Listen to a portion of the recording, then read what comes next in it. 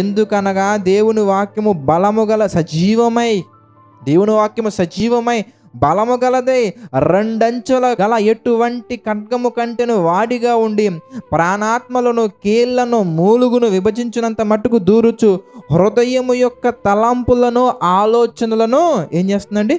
శోధించుచున్నది. అంటే హృదయం యొక్క తలంపులు, ఆలోచనలు, ఎవ్రీథింగ్, ప్రతి ఒక్కటి కూడా వాక్యం ఏం చేస్తుందయ్యా అంటే హృదయం యొక్క లోపల ఉన్నటువంటి తలంపులను, అంటే హృదయాన్ని మార్చగలిగినటువంటిది, హృదయంలో ఉన్న ఆలోచనలు మార్చగలిగినటువంటిది, హృదయం యొక్క తలంపులు మార్చగలిగినటువంటిది, బండను బద్దలు కొట్టు సుత్తె వంటిది. ఒక్క మాటలో చెప్పాలంటే రాతి హృదయాన్ని తీసివేసి మెత్తని హృదయాన్ని దయచేయనటువంటిది వాక్యం.